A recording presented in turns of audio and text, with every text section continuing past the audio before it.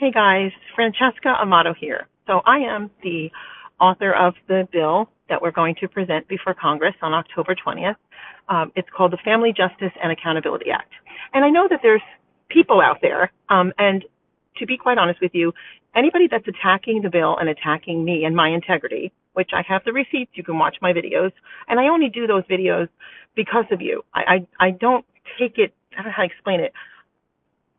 By attacking me, it's attacking hundreds of thousands of families that are coming to Washington, D.C. or have sent in videos and have been through this hell through the family court. Now, because I've done this for 18 years, I drafted a bill that is here to end the nightmare and protect children and protect biological families first and protect in the order of safety. Okay? And it's not just that, it's my experience of what I've witnessed over 18 years, court watching judges all over the country. So tonight, I just want to talk a little bit about something called parental alienation syndrome, because I see people that are just being told things in this life, and I see this a lot. People don't do their own research or their own reading. Okay? So I'm going to give you a little information that you may not know. Parental alienation syndrome is not accepted by any psychological gold standard at all.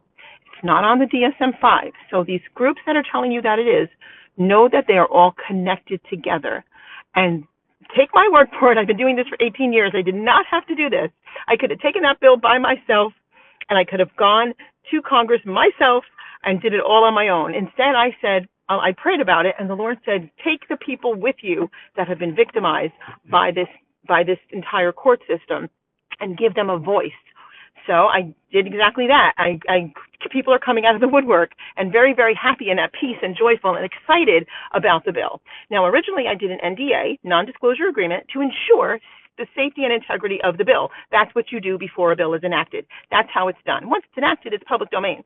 Okay, now, let me just tell you a few things about Dr. Richard Gardner, who coined the phrase parental alienation syndrome, which is a pseudoscience, and why it's so dangerous, and why I don't want any affiliation with it at all, and you shouldn't either. Dr. Richard Gardner, okay, coined the phrase parental alienation syndrome.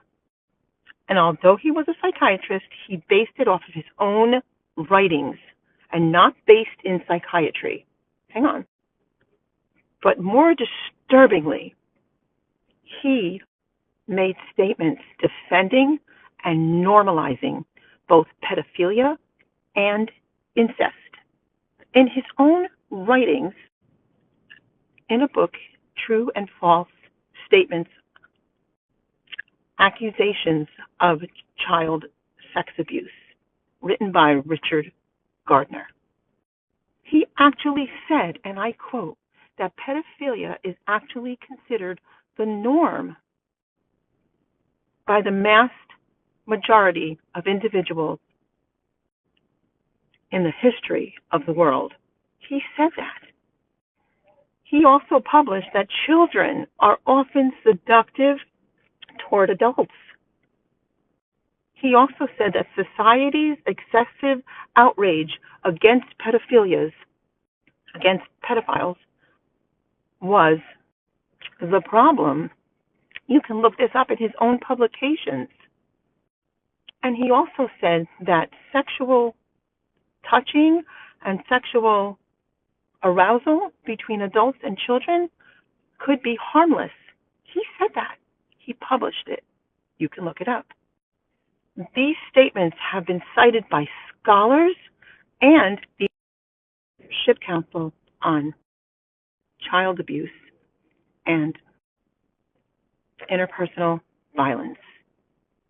So with that history and knowing that, the words parental alienation seem neutral. However, its origins are rooted in a man who downplayed sexual abuse to children.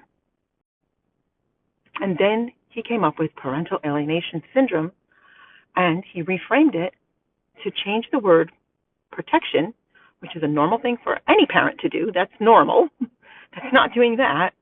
But he majority targeted mothers. He specifically targeted mothers. And he said that they had parental alienation syndrome. Again, a debunked science. please look it up. Don't even take my word for any of what I'm telling you. Look it up. So because of my heartfelt passion to save and protect children that I see harmed every day, abused every day, molested every day, or worse, oft every day, because of that, you cannot reframe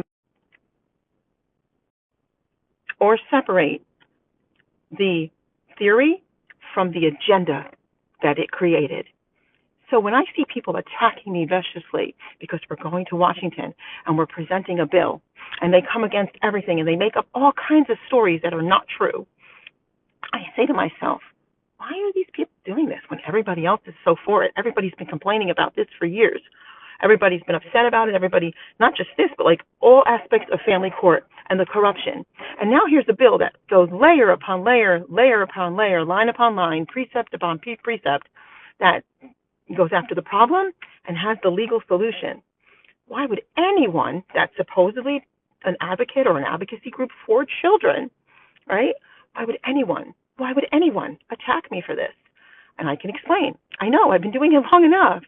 The reason that they attack me and they make up all this lies and nonsense is because they are a part of that system. They are literally working for that system. They're not there. The Fathers' Rights organization, fathersrights.gov, is not for good, healthy, protective fathers. Not at all. I know because I'm doing this for 18 years all over the entire country. They've never helped a dad. And these are dads that I've helped. Okay? But the abusive ones, as soon as they leave prison or jail, or they're in trouble for something, or they're 4 DWIs, or whatever the case may be, driving with their children, as soon as they're doing that, they're buying them suits and bringing them to court and fighting for full custody to those fathers. Okay?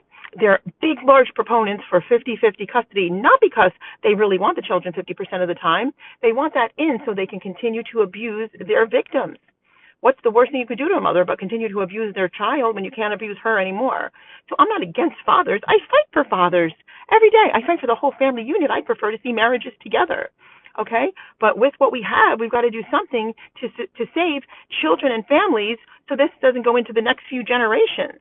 And this is why I wrote this bill.